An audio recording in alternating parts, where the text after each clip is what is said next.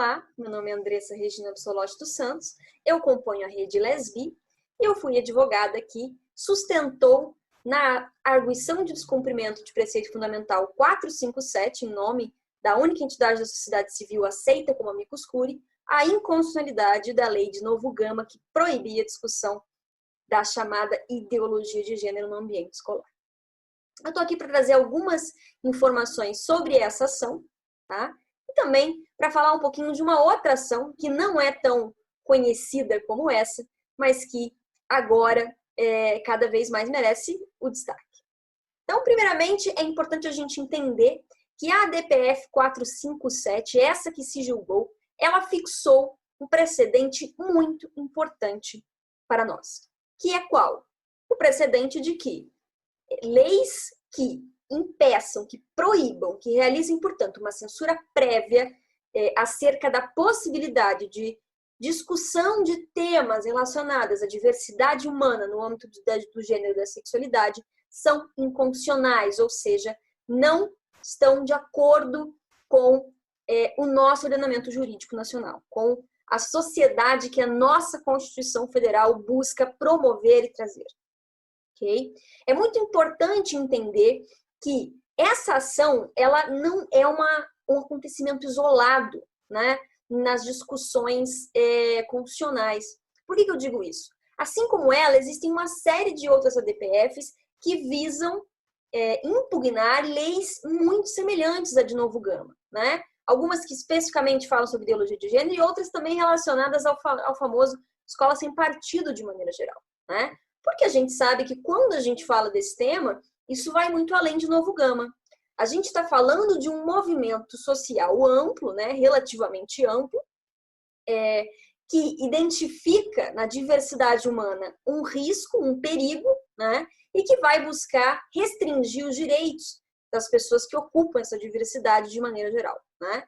Então, desde 2015, inclusive um pouco antes, né, mas isso se assim em 2015, quando a gente teve a discussão dos planos municipais e estaduais de educação, isso ficou muito fervilhante no debate político nacional, né? A gente sabe, inclusive, que isso impactou sobremaneira as próprias eleições de 2018, né? Então, quando a gente fala de ideologia de gênero e da lei de Novo Gama, a gente não está falando só da lei de Novo Gama, né? A gente está falando de muitas leis ao redor do país e de uma compreensão mais geral sobre o tema. O STF ele se manifestou no sentido de que não é possível entender que está de acordo com a Constituição uma proibição prévia de qualquer discussão relacionada à diversidade humana. O que é importante que a gente entenda que quando se fala de ideologia de gênero, se está falando, na verdade, de um nome, né, criado por um grupo social, isso não é uma coisa que surge no âmbito científico nem nada do tipo, né? É um nome que é dado a uma série de teorias, uma série de pesquisas e uma série de práticas que visam não obrigar alguém a ser alguma coisa ou não ser alguma coisa, não doutrinar ou convencer alguém a ser o que quer que seja, mas entender e acolher o que é essa imensa diversidade de experiências em relação ao gênero e à orientação sexual que os seres humanos vivenciam, né? Então não se trata de criar alguma coisa, mas de olhar para uma realidade social existente, de buscar compreendê-la e de entender que numa sociedade democrática em que nós temos liberdade e igualdade para todas e todos, sem distinções, não cabe dizer que essa ou aquela forma de ser ou amar está em desacordo com as leis ou a natureza ou o que quer que seja, né? Então, quando a gente olha para o que a gente chama de ideologia de gênero, a gente tem que entender que a ideologia de gênero propriamente, como ela se afirma, ela não existe, né? Ela é um pânico moral que foi criado como reação ao avanço de uma compreensão social de que é legítimo ser diferente, né? De que é legítimo, normal, né, ser LGBT. Então, a gente tem que entender isso.